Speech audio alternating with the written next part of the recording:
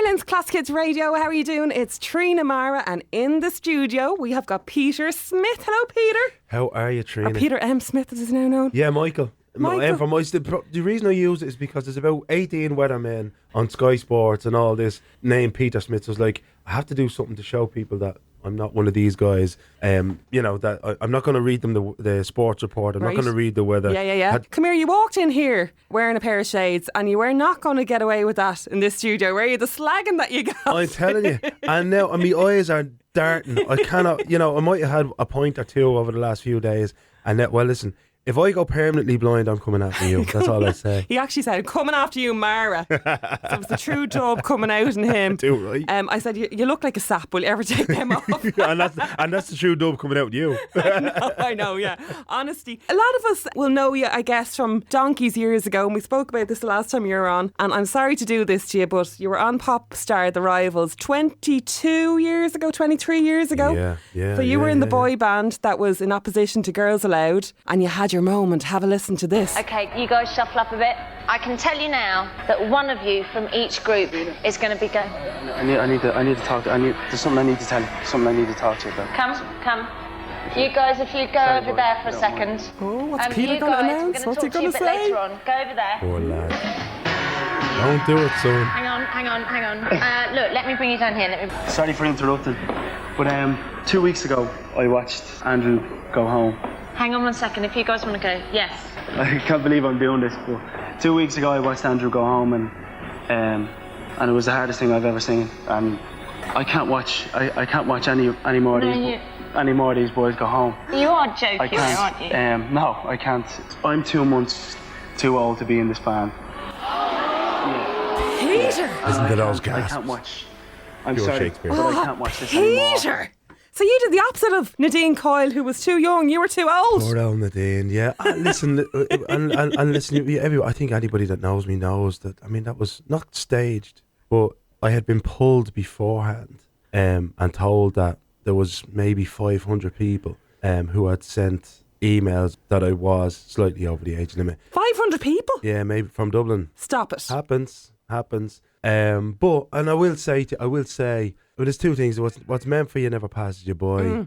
And, I just think, listen, everything happens for a reason. But you would never get away with it now. No. Ageism is complete. It's a no. Imagine turning around to somebody in 2024 and say you're too old, too white, too black, too whatever for anything. I know. For anything. Can it's I ask completely you, against the law. Did you bring your passport with you today though? Because I just want to check your ID. Well, yeah, to get home. But that's the one good thing. That will never happen to anybody ever again. Yeah. The only premise for anything should be: can you play the guitar? Can you sing? Do you have the ability? We live in a world where we lived in a world then where you're supposed to be qualified.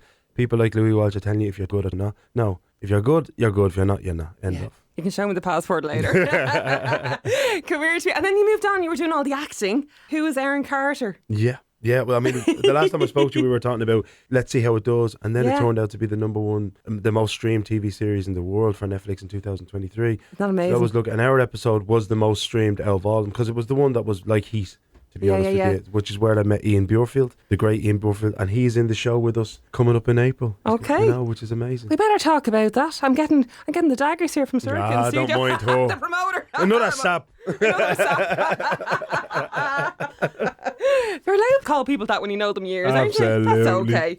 So, Moonlight, I'm just after hearing that the first two shows sold out. Tell me about this Moonlight show that you're doing. Well, it's obviously Moonlight, the Philip Lynott Enigma. Lynott or Lynott? No, Lynott. Is Philip it Lynott? Lynott, not Philo, not Phil. Why do we Philip all say Lynott. Lynott? Well, it's a Dublin thing, I think. A lot of Dublin, but he was at pains a lot of time to say, "My name is Lynott. I'm not a board." In fairness to him. So as far as I'm concerned, he's Philip so glad Lynott. you finally cleared that up for us, because I probably call him Lynott when I'm playing the songs. A lot of people did. It says you, as long as you don't call me too early in the morning. But no, for me, it's an honour piece. I think an awful lot of energy has been wasted in focusing on the more salacious side of rock and roll in general, and particularly on Philip's life. It has nothing to do with anyone. I think we all have our private side. We've all made our slips and mistakes. Philip deserves to be elevated towards the pantheon of the great Anglo-Irish poets and writers like Oscar Wilde and Brendan Behan, and that's what John Merrigan's piece is purporting to do, to be honest. And that's what attracted me to the script. It really is an honour piece focused on Philip as an artist and on his art. So what is it exactly? Is this like a play or is it a musical event or what exactly is it? It's musical theatre. Musical essentially. theatre, okay. So there is a dramatic element, obviously. The script is heavy. It's a narrative. It's Philip is supposed to have passed on to the other side and he's in this limbo state where he meets a celestial barman, because being an Irish limbo, it has to be based in a bar. And being a Beckettian piece, there has to be an existential kind of... God, he's using all long words today. I'm breaking out. I went to Morden Road, Drimna, Our Lady of Mercy. This is where I learned to speak like this. I just have to get the dictionary out as we speak. But no, so he's sitting with the likes of Oscar Wilde and with Brendan Behan, and they're discussing his candidacy, if you like, towards that pantheon of great writers and what makes him worthy. And there's toing and froing about various aspects of his life. Philip says his piece, and I think there's very interesting dynamic there, with his mum and all of that stuff. But again, the piece doesn't touch anything personal, nothing salacious. It's just a beautiful piece of art, and in celebration of an absolute legend. Yeah, and are the songs that we know in it? Absolutely. Yeah. At least 8 or 9, and then there's some lovely theatrical originals pieces that have been written by Danielle Morgan, who's John's wife and very, very gifted songwriter in her own right.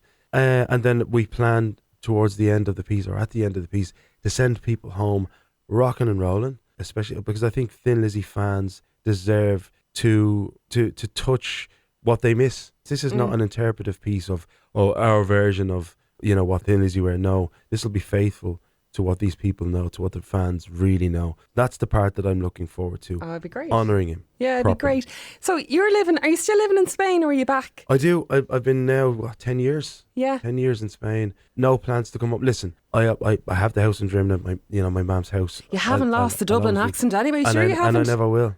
I never will. I always say to people, I live in Spain, but my home is in Dublin. That sounds very Phil Lynott-y, doesn't it? Yeah. It really does. Yeah. Another thing that you said when you popped into studio, you were like, I'm from Drimna. I'm not leaving the studio without nicking something. Well, you've already got your Christmas decorations up, so you might be minus a Santa Claus or a reindeer by the time I'm out of here. Or a mouse man. Well, look, Moonlight, the show, 2 dates. First of all, there was one date put on for Vicar Street, and that was the 3rd of April. Yep. Sure, that's sold out. 48 hours, yeah. Yeah, and then there was another date put on for the day before, the 2nd of April. That's sold out. That's gone. So there's a new one, which is the 9th of April. The 9th, so I have no doubt this will be sold out as well. And so I would encourage people, go and get your tickets as quick as you can. For people in the country, i.e. people who don't live in Dublin, sorry about that. We will. I think we will go around the country, and then as soon as we're finished with Ireland for this leg, if you will, we'll probably get on the boat and start trucking. That'd be great. God knows where we'll end up. Nice to see you. You can put the sunglasses back on now.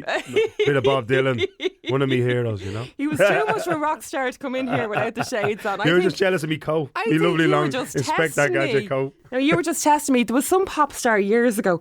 I can't even remember. It was somebody who was like a one-hit wonder years ago. Few of them. And they thought they were the business, right? And they came to... I did an interview in a hotel, and he sat there for the whole time with the sunglasses on. And afterwards I thought to myself, I'm so aged. Why did I not say, will you ever take them off? I can't see it. So they can at least look in your eyes. No, look at I think, to be honest with you, I look at all that now. Like, there's a great music manager going around in Brian Whitehead. That real acts are being signed, real acts are being put across. So there's a load of lads now, in my opinion, like the High Kings, you know, Glenn Hansard, who have earned the right to wear the sunglasses, indoors or out. You know what I mean? Go on, get out. Check his pockets. Peter M.Smith, thanks so much for popping in. It's Ireland's Classic Hits Radio.